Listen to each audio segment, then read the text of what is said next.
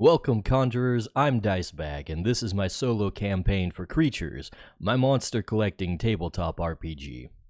I just wrapped up a dungeon crawl last time, so now I'm sending out a team to explore the wilderness for some new points of interest. We don't know much about the land to the west yet, so that'll be the direction we head for. Let's see what we can find.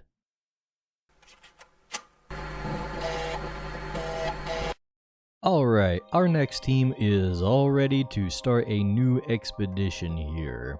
Now, just a little upkeep since the last time. Last time we ended off with one of the characters picking up a pretty hefty creature, just plucking it out of the wild.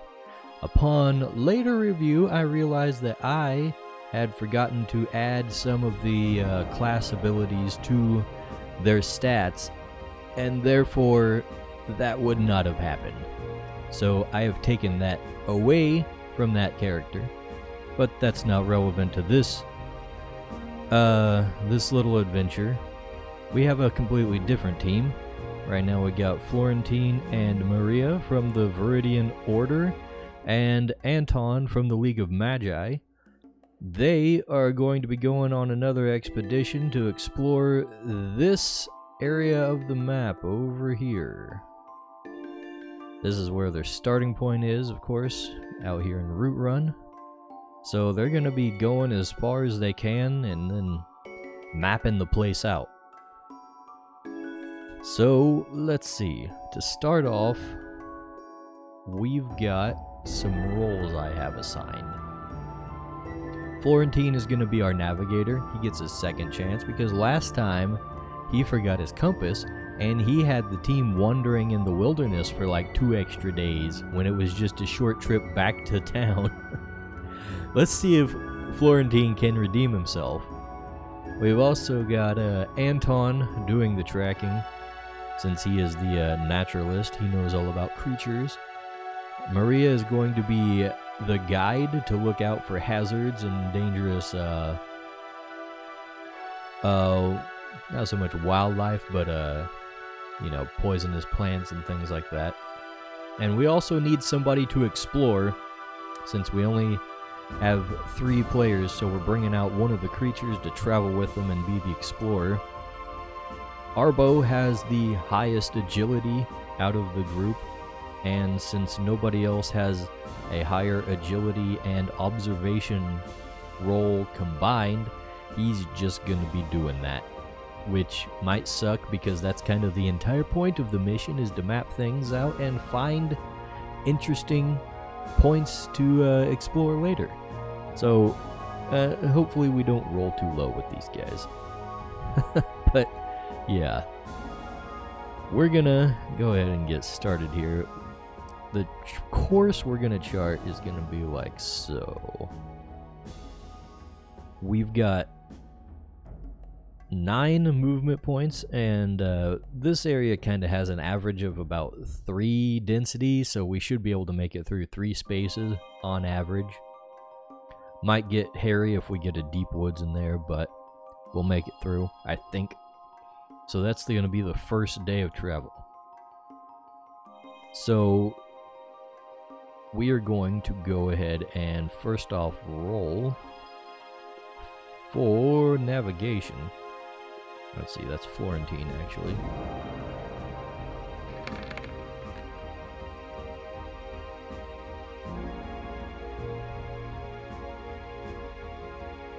Alright, so we're looking at a difficulty of 5 plus the spaces moved. That would be 8 since we're moving 3 spaces. So let's see, we roll a... Oh, also, he brought a compass this time. We're prepared. So we got a 7, 2, 6, 8, 6, 7. Alright, so the 7s and the 6s also count as successes, since thanks to the compass bonus. So we got 1, 2, 3, 4, 5. He has no problem navigating from there to there. So we'll leave that for what it is. Now, next up is going to be... Let's see. Well, first off, we'll have to roll for features. So let's pull up the biome types. We'll roll 6d10. First roll is a 3. That means we are in the open woods for the first one.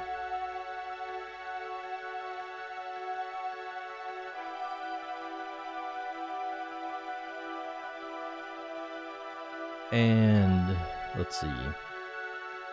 7, 3, 2. We have a density of 3, so that means 3 features.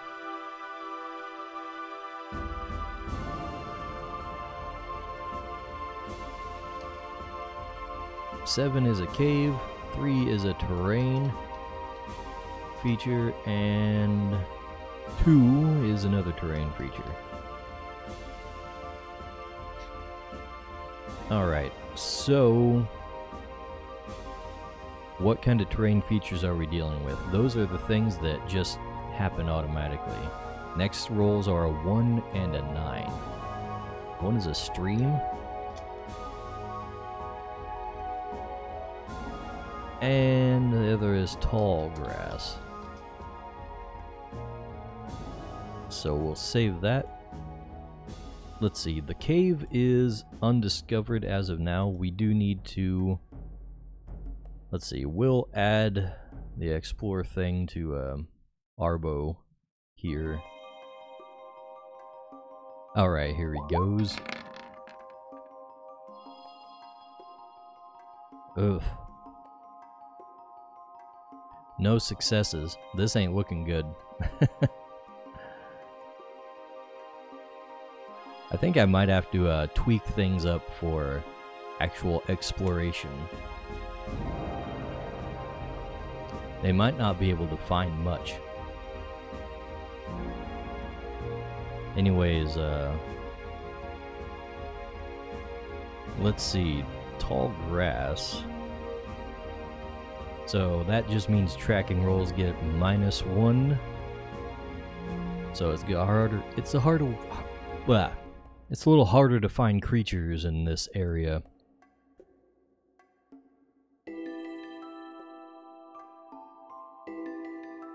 And we're gonna have to make a tracking roll here.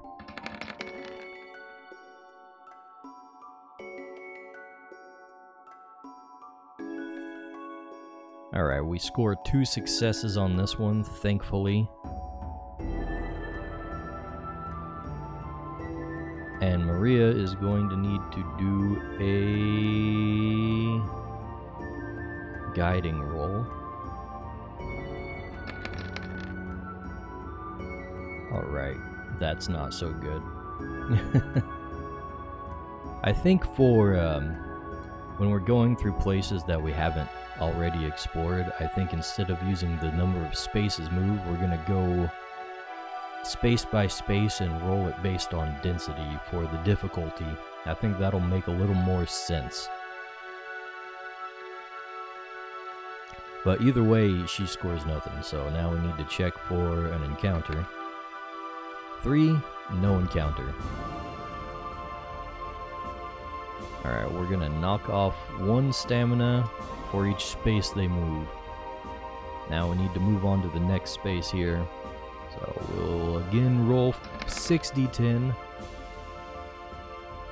Let's see. 3, another group of open woods.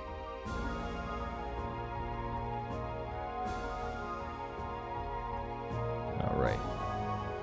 And I will now mark that the cave has not been found. In fact, it might not be there at all. I think I've kind of embraced the idea of like the Schrodinger's quantum dungeon thingamajig going on, where if you don't find something, it doesn't exist. You just have to find something else, and maybe it'll be the same thing, maybe it'll not. So that's probably how we're gonna do it. But anyways, next up is 7 for the features. We got 3 features, so that's another cave.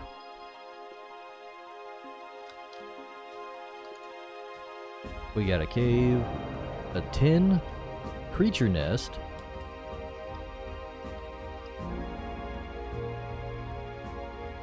and 8 is a travel camp.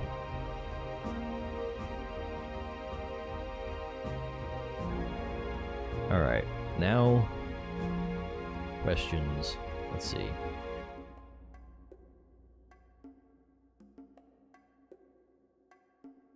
Of course, Anton's going to be doing tracking, so let's see.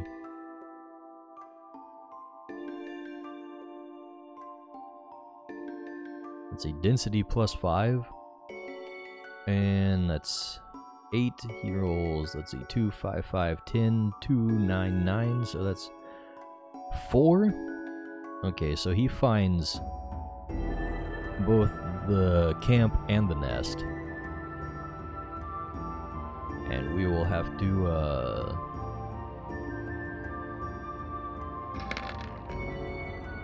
wait, that's not right. This one. Okay.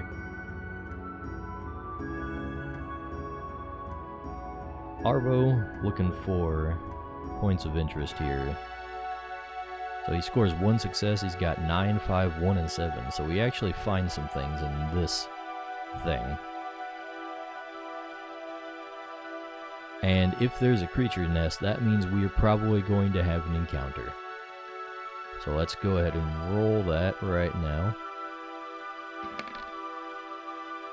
A 5. You know what? I think we actually need... I think having a creature nest should be an automatic encounter if you go through it. So we're going to roll up an encounter actually.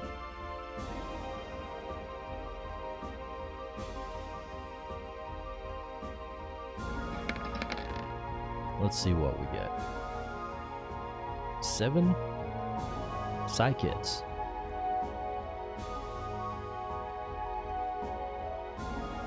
Hostility, only 2, -2 rather. Okay, so they're not aggressive here, but we do have a Psykit nest. So they're not coming for us. Let's see, and it's a small pack. We could try to engage them, because these guys only have 3 creatures amongst them, 1 per, so it might be a good idea to pick up, or try to pick up an extra creature. Let's see what their binding crystal situation is. Let's see, Maria's got 2. Anton's got 3. Florentine's got 3. You know what? We're gonna risk it. We are going to engage the Psykits.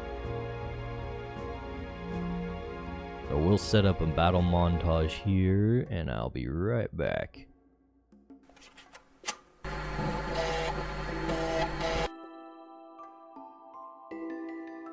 Alright, I regret to inform you all that this may have been a mistake. Because we don't just have 3 Psykits, we have a Psykit and 2 Telepurs, which are their evolved forms. And that's not as cool. We do, however,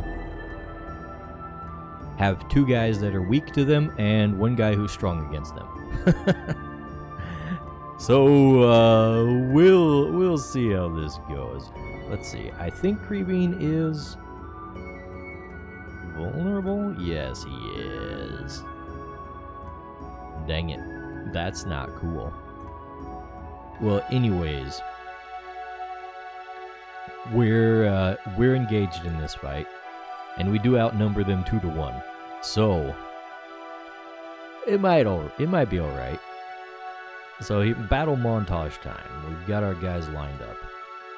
Everybody's just backing up their own personal creature here. Florentine is taking the safest one because he's our healer, and we don't want him to go down. So let's go ahead and use this Of course, Creebean has martial powers instead of plant powers, which means he gets a -2. So that sucks. So we're gonna shield bash this guy and hope for the best.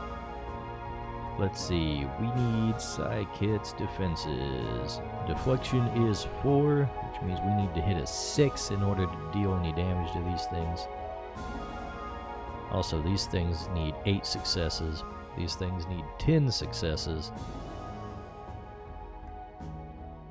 10 hits and 8 hits. Let's see, Creebean rolls 8, 3, 7, 6, 10, 3. So that's 1, 2, 3, 4, 5. 5 hits? That's not bad. Now Florentine, I guess this is probably his only real chance. So we're gonna whip out the lesser binding crystal and blast him. He does not have many dice. Holy hell, though. Let's see.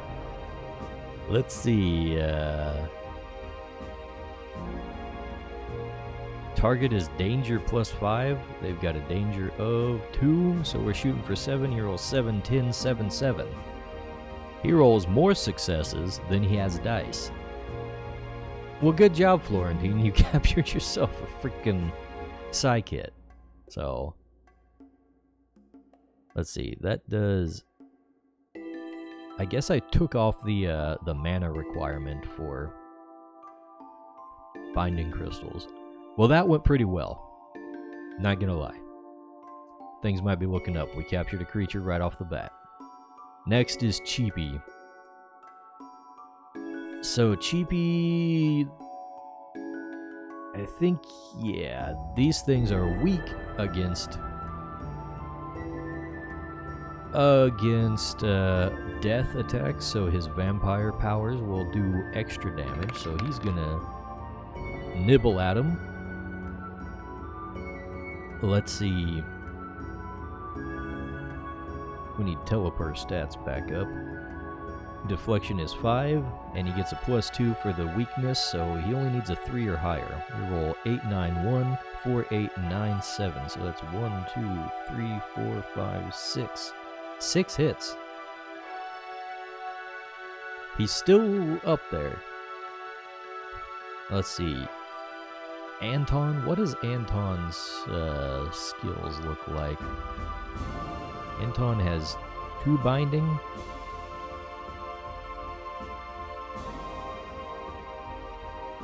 So 2 plus 3 is the basic bonus for the lesser binding crystal. So he has 5. He needs to hit an 8 though. He needs to hit 8 as a target. So does he want to use that? He needs to hit 8 or higher 4 times. That seems risky. Like, if he does that, he's not going to have a chance to deal damage either.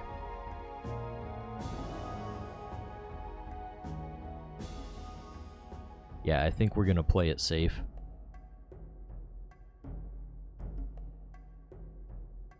We're just going to go ahead and use the orb, I guess. But whip out his magic orb and start blasting. And let's see.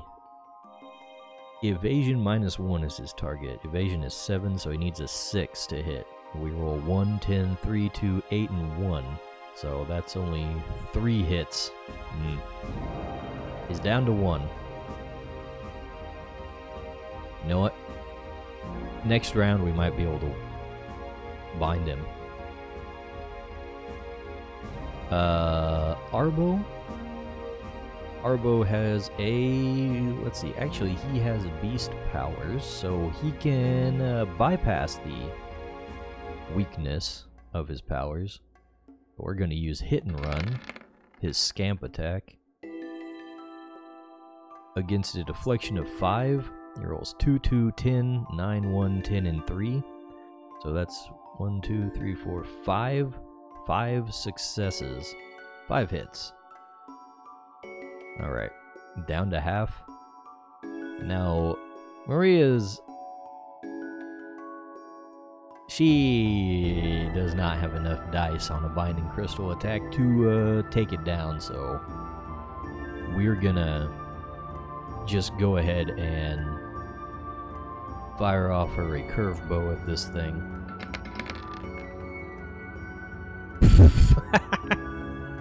You should see this. 4999935. Let's see. He needs to hit 5. Well, I think she took it down. All right, Maria. No creature for you. You don't get anything. On the other hand, we do get to come around for the second round. Actually, Cheapy needs to take damage first. So, Telepur has 7 power and 2 in his classes, so that's going to be 9 damage per hit. So, not a whole lot considering how strong he is. We weakened him pretty good. But now we need to make a morale check, and that's just going to be one die. Okay. Rolled a 10. He stays for another round. So that means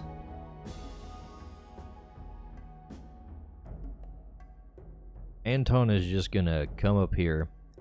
He's going to whip out his Binding Crystal and take a crack at this.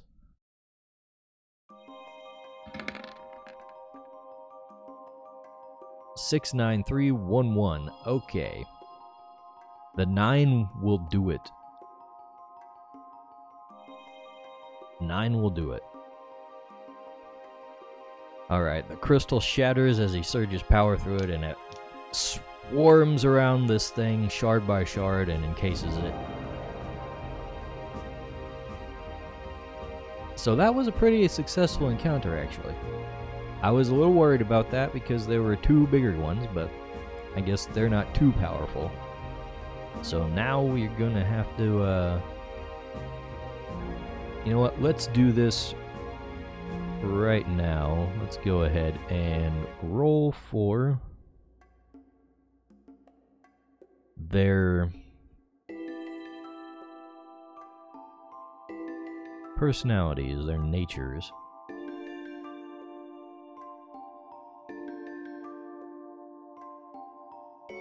Let's see. Down at the bottom on the mechanics of conjuring, we have... I guess I can't see it too well. So the psych hit 7 is lazy, and Telepur rolls a 5. He is empathetic. Interesting. Alright. Now give me a second. I'm going to add these things.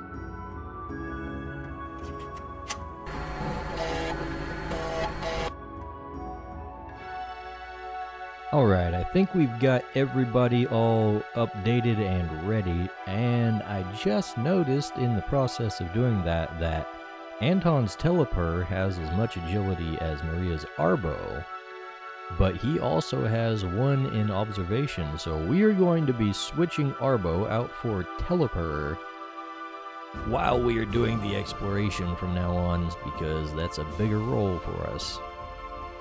But everything else we've got, let's see. We discovered the Psykit nest, we discovered the tribal camp. We'll probably just avoid the tribal camp. We'll mark it down. Let's see. The cave, though, do we want to... You know what, I haven't really revisited cave generation, so maybe it's a good idea to just leave that as is. So we're just going to go ahead and move on to the next space here. We will navigate with Florentine. And let's see. Since we're going by density rather than spaces moved, what we're doing, we need an 8. Well, we always needed an 8. So we got 10, 6, 3, 7, 6, 9. That's more than enough. Actually, we should probably require, like, the density, or difficulty is based on density, and then you need a number of successes equal to the density. I think that would make sense. That way you don't just get by on a single high die, but for this one it still works. We roll 10, 6, 3, 7, 6, 9. Florentine's pretty good at this when he's not screwed by the random number gods. But anyways, he does have the compass anyways, just in case.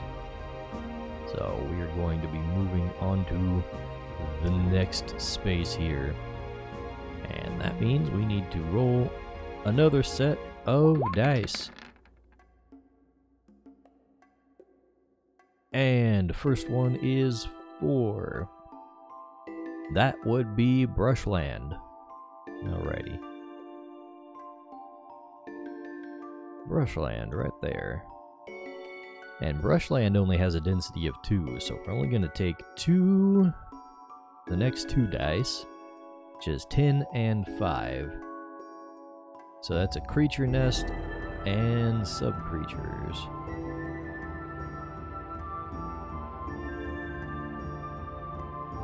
I have not really done a whole lot in terms of sub-creatures found in the wild yet.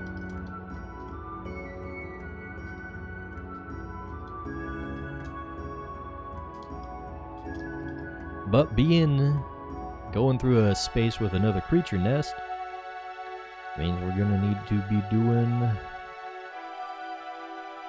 some tracking. And let's see. 4, 2, 9, 1, 2, 5, 10. Okay, the 9 and the 10 should get us enough. We know they're there. What are they exactly is the question. Okay, 1 is the first one. Hoplos. I don't know if we've encountered those before. 1, 8, and 9. Ooh. That means they're hunting. And there's a lot of them. Let's check out what Hoplos are like. I'm pretty sure they are aggressive. Let's see, hostility 6. So yeah, they're definitely coming after us if they catch us.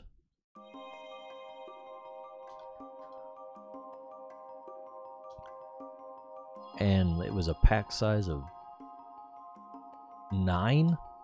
Dang. Hoplo nest with 9 guys coming after us. Let's see.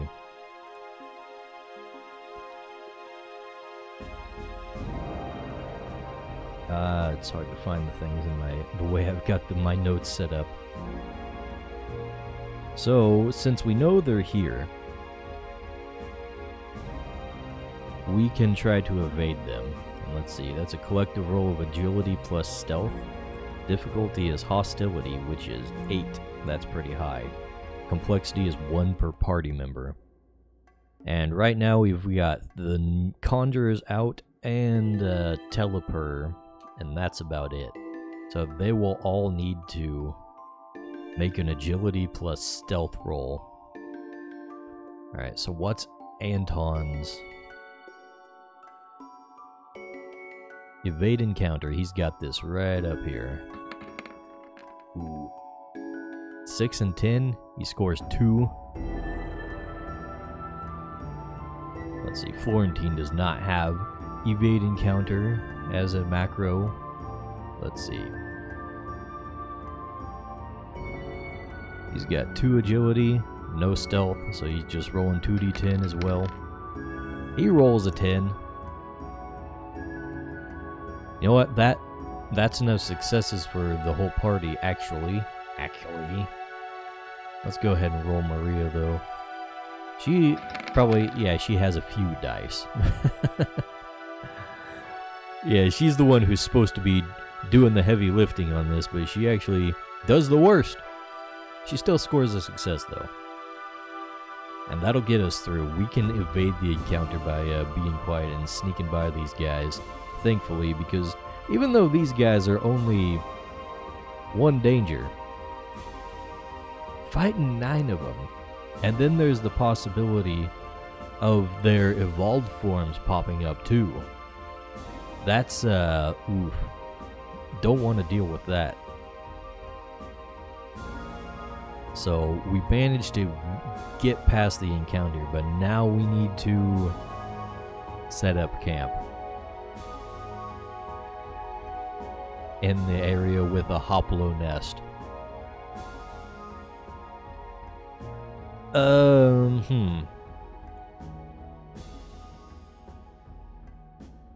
You know what, though? I have not knocked off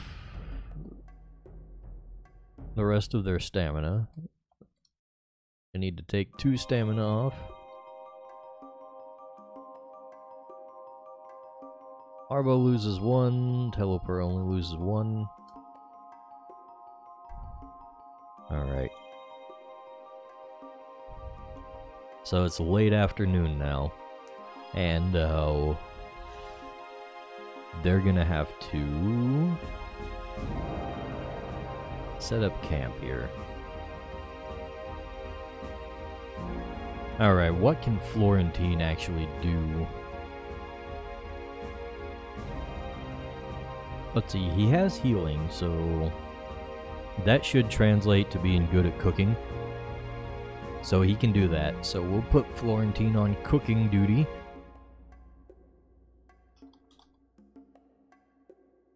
Let's see, Anton. What's Anton good at?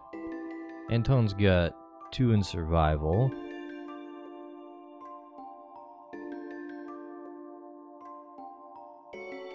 He's got 3 fitness. Let's see. So Anton should probably handle the campfire, while Maria handles the camping. Alright, Anton gets the campfire. Maria handles camping. And we'll go ahead and roll that out.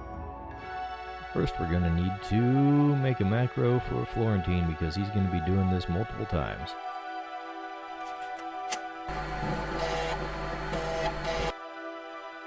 Alright, here we go. Oh wait, we should actually roll the camp in the campfire first. Maria, let's see. 10 minus density. We're only in a 2 density, so she needs to hit 8. And she rolls 8, 10, 5, 2, and 5, so that's 3 successes. Good job, Maria. We get both of the bonuses, so we will get a bonus to recovering our resources during the rest and reducing hostility of creatures. Now, Anton's gonna make our campfire here. Let's see. Again, we're shooting for 8. We need to hit 3 complexity. So, we roll 4, 8, 7, 10, and 8. Okay, that's more than enough. He has no problem doing this. And let's see. That gives us...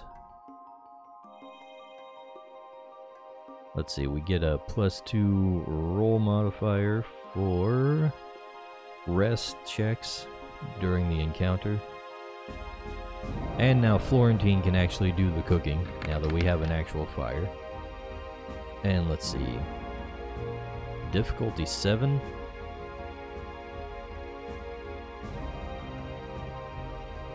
Are you freaking kidding me?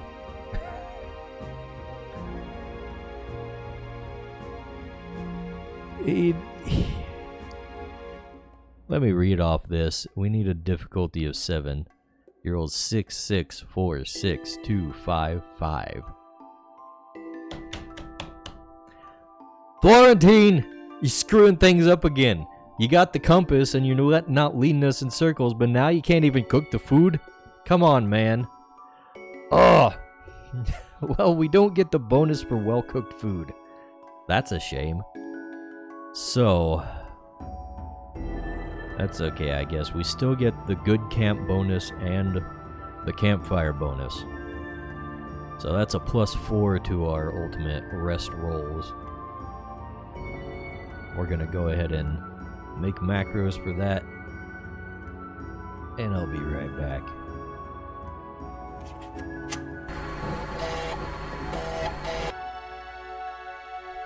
Okay, so the way I've changed up the roughing it, resting in the woods rules is that the number of successes you roll on your rest roll determines how many resources you recover. So, Florentine, we're gonna give you a roll. Now, they only need to hit a 6, so it shouldn't be a difficult roll, but it'll put a little pressure on us. And right away, we get a +4 roll bonus, so we add 4 to all of the dice results, and we're already failed 1. We roll 5, 5, 1, 6, 9, 2. So he succeeds at, 5 of them, so he gets 5 resources back. Oh, let's see. 3, that'll top him off completely. Now, Anton, what have you got for us? Anything higher than a 1 gets us a success, so let's see, we need 3 there. He rolls 5 again, so he is topped off. And he also has, let's see,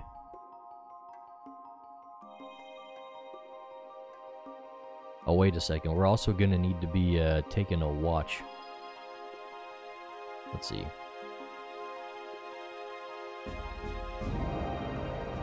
He gets 1 more, so we're going to top Teleper off with the stamina. But then everybody is going to keep watch, so that means we lose 1 mana at the end.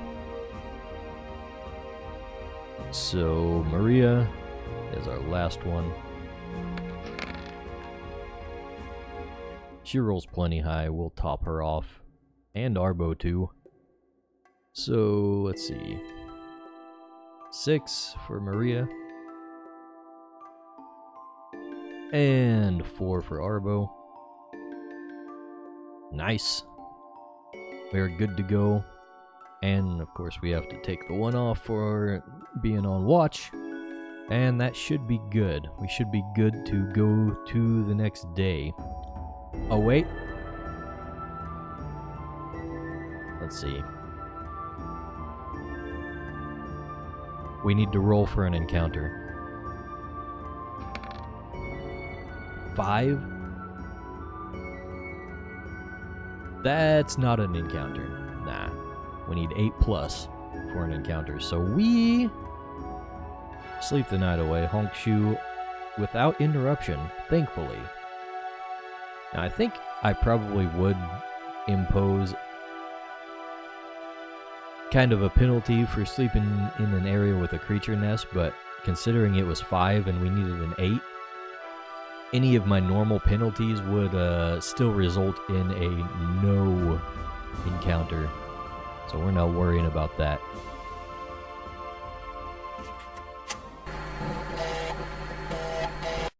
Alright, I'm gonna wrap up the episode here. Thanks for watching, and since you made it this far, don't forget to leave a like on the video and subscribe to the channel if you haven't already. But most importantly, leave me some feedback in the comments. The game is still in development, so I'd like to hear what people think. And if you want to see more, I've got all these sessions on a playlist that you can watch back to back. There's also a bunch of links in the description for other places that you can find creatures. So, until next time, farewell, conjurers, and may you walk the waking dream.